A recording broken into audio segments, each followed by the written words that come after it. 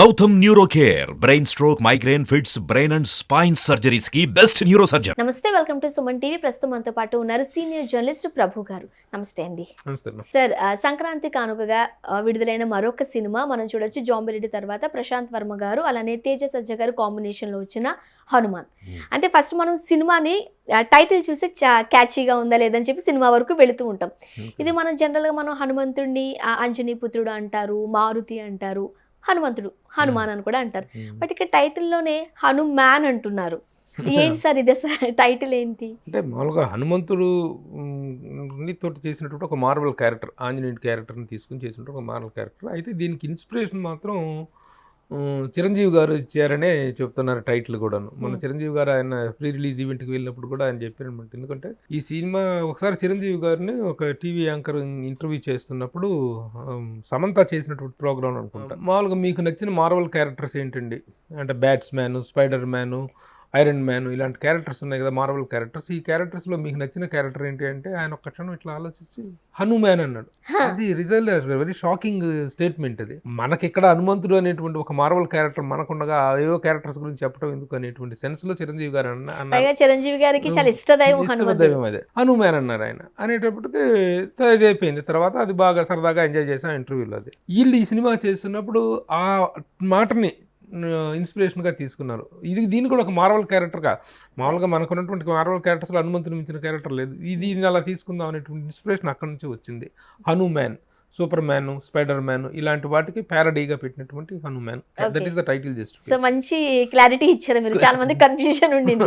Right. And ముఖ్యంగా మనం ఈ జాంబీ సినిమాలు హాలీవుడ్ లో ఎక్కువగా చూస్తూ ఉంటాం. బట్ మన దగ్గర ప్రశాంత్ వర్మ గారు అలానే తేజ సజ్జ గారి డైరెక్షన్ లో వచ్చిన ఈ సినిమా మంచి పేరు సంపాదించుకుంది. అవును, జాంబీ అనేటువంటి కాన్సెప్ట్ ని మన తెలుగులోకి ఇంట్రడ్యూస్ చేసింది ప్రశాంత్ గారే. చాలా ఎంజాయింగ్ గా, చాలా ఎంటర్టైనింగ్ గా, ఎంగేజింగ్ గా చేశాడు ఆ సినిమాని ప్రశాంత్ వర్మ. చాలా బాగుంటుంది ఆ సినిమా, వీళ్ళిద్దరి కాంబినేషన్ వచ్చిన సినిమా. సో సెకండ్ మూవీ ఇది కూడా ఒక చెప్పాలంటే ఒక సాహసోపేతమైన నిర్ణయమనే అనుకోవచ్చు. డెఫినెట్లీ చాలా స్టోరీ తీసుకున్న పాయింట్ ఆఫ్ వ్యూలో హనుమంతుడిని రకరకాల మామూలుగా మనం చూసాం. హనుమంతుడి క్యారెక్టర్లో చాలా వేరియేషన్స్ ఉంటాయి. హనుమంతుడిలో ఒక గొప్ప ప్రచండుడైనటువంటి ఒక వీరుడు ఉంటాడు, ఒక ధీరుడు ఉంటాడు, ఒక గొప్ప భక్తుడు ఉంటాడు, నమ్మకానికి మారుపేరు అనేటువంటిది, అలాగే ధైర్యానికి మారుపేరు. ఇలాంటి క్యారెక్టర్స్ అన్నీ ఉన్నటువంటి గొప్ప క్యారెక్టర్ ఆంజనేయుడి క్యారెక్టర్. దానికి తోడు గొప్ప వినోదం కూడా ఉంటుంది ఆ క్యారెక్టర్లో, ఎంటర్టైనింగ్ క్యారెక్టర్. ఇది లంకా దహనంలో కానీ ఇట్లాంటి సన్నివేశాల్లో చూపించినటువంటి కామెడీ, చిన్నపిల్లల కేరింతలు కొట్టేసేటువంటి క్యారెక్టర్.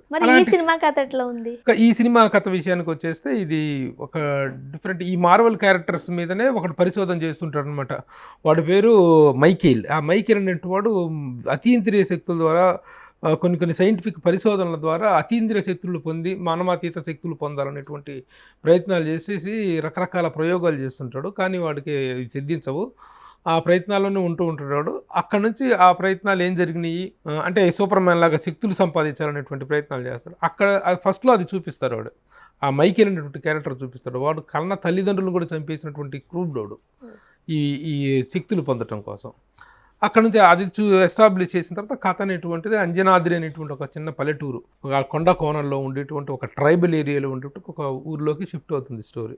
అక్కడ ఈ హనుమంత్ అనేటువంటి కుర్రోడు అల్లరి చిల్లరగా తిరుగుతుంటాడు, చిన్న చిల్లర దొంగలాగా తిరుగుతూ ఉంటాడు. అదే ఊర్లో టీచర్గా, స్కూల్ మాస్టర్గా పనిచేస్తున్నటువంటి మాస్టర్ కూతురు మీనాక్షి అనేటువంటి హీరోయిన్. ఒక సందర్భంలో హీరోయిన్ రక్షించాల్సిన చాలా దారుణమైనటువంటి పరిస్థితులు. అదే ఊర్లో పాలెగాడు అనేటువంటి క్యారెక్టర్ ఉంటుంది. ఆ పాలెగాడు క్యారెక్టర్ చేసింది రాజ్ దీపక్ శెట్టి అనేటువంటి అనమాట. పాలెగాడు క్యారెక్టర్. వాడి అకృత్యాలు ఆ ఊర్లో పెరిగిపోతున్న టైంలో ఈ హీరోకి కొన్ని అనుకోనటువంటి అతీంద్రియ శక్తి ఏర్పడుతుంది.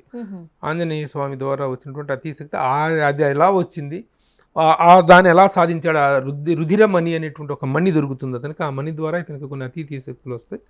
అతీతీయ శక్తుల ద్వారా ఎలా ఆ పాలెగాడు వీటిని ఎలా ఎదుర్కొన్నాడు, ఈ అతీంద్రియ శక్తుల కోసమే ఈ మైకేల్ అనేటువంటి ఈ ఊరిలోకి వచ్చి పట్టడం, ఆ రుధిరమణిని సాధించి వీడికి ఇట్లాంటి అతీతీయ శక్తులు ఎలా వచ్చినాయి, కొట్టేస్తే మనుషులు గాల్లోకి వెళ్ళిపోతుంటారు, అలాంటి శక్తి వీడికి ఎలా వస్తుంది. మామూలుగా అంతమంది తన్నులు తింటాడు, చిన్న దొంగతనాలు చేసి విలన్స్ చేత తన్నులు తింటాడు. అలాంటి వాడు ఎలా అయ్యాడు, ఇంత మైటీ పర్సన్ ఎలా అయ్యాడు అనేటువంటి దీంతో వీటికి ఏ శక్తులు ఎందుకు వచ్చినాయో కనుక్కుందాం అని చెప్పి ఆ మైకిల్ అనేవాడు తన మొత్తం బలగాన్ని అంతా వేసుకొని హెలికాప్టర్లో తన అక్కడ ఆ ఊర్లోకి రావటం, అక్కడ ఏం జరిగింది అనేది కదా. సో మంచి ఫ్యాంటసీ మూవీగా ఉంది, ఫ్యాంటసీ కన్నుల పండుగ, సోషియో ఫ్యాంటసీ మూవీగా చెప్పుకోవచ్చు. సార్ ఒక పక్క దేశవ్యాప్తంగా ఆ అయోధ్య రామ మందిరానికి సంబంధించి రాముడి ప్రాణ ప్రతిష్ఠ జరుగుతున్న టైంలో రిలీజ్ అయిన సినిమా, విగ్రహ ప్రతిష్ఠ జరుగుతుంది. సో ఆ టైంలో రిలీజ్ అయిన సినిమా ఇది హైప్ ఎట్లా ఉందంటారు? చాలా హెల్ప్ అవుతుంది, ఎందుకంటే మోర్ ఎవర్ ఇది కేవలం తెలుగు రాష్ట్రాల్లోనే కాదు, మొత్తం పాన్ ఇండియా సినిమాగా అన్ని భాషల్లో రిలీజ్ అవుతుంది. It's pan Indian film. ఇప్పుడు దేశం అంతా కూడా ఒక పాన్ ఇండియా మాన్యువల్లో ఉంది.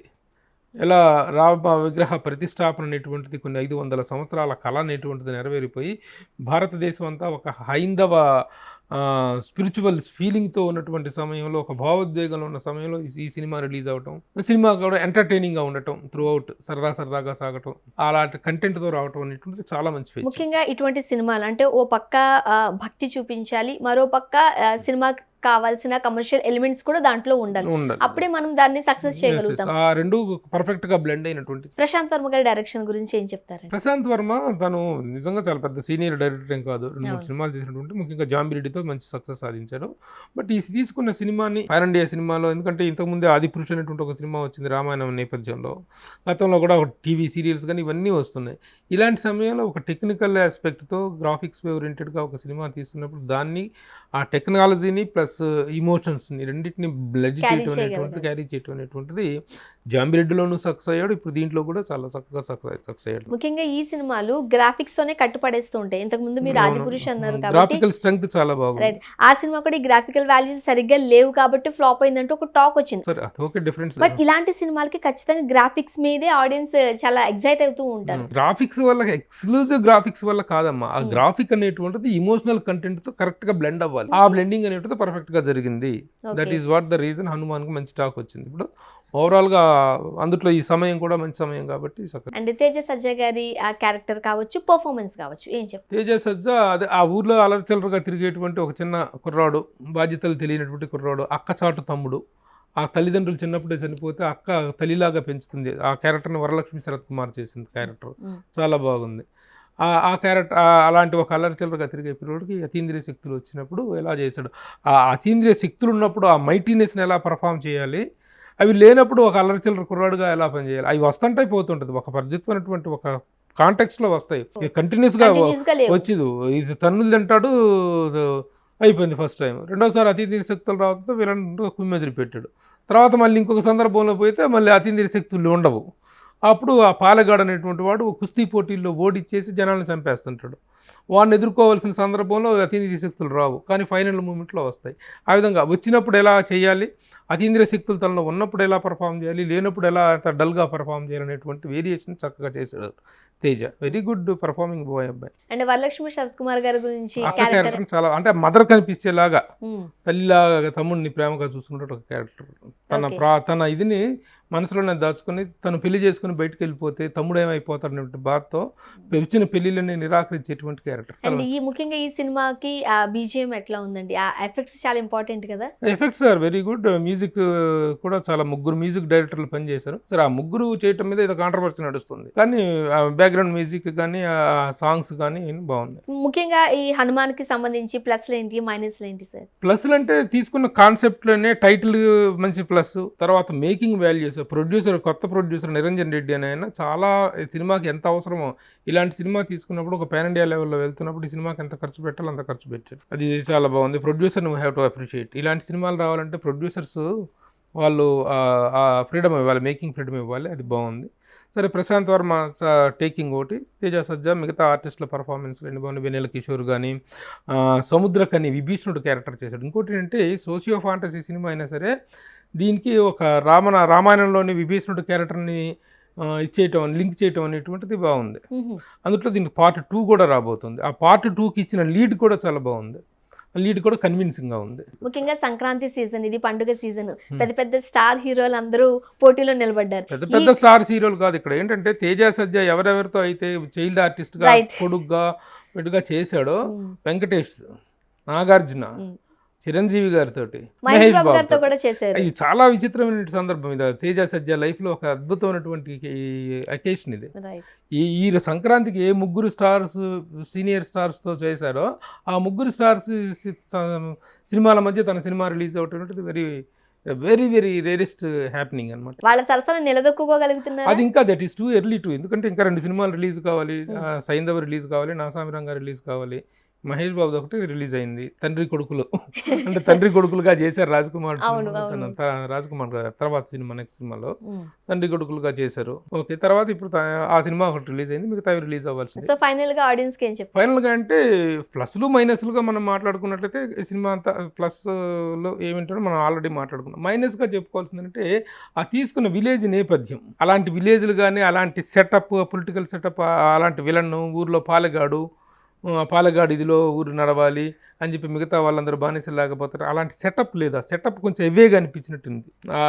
మిగతా తీసుకున్న ఆర్టిస్టులు కానీ వీళ్ళందరూ డిఫరెంట్గా అనిపించింది, అంతగా సింక్ అవ్వలేదు అనిపించింది. చిన్న స్లో పేస్ ఉంది.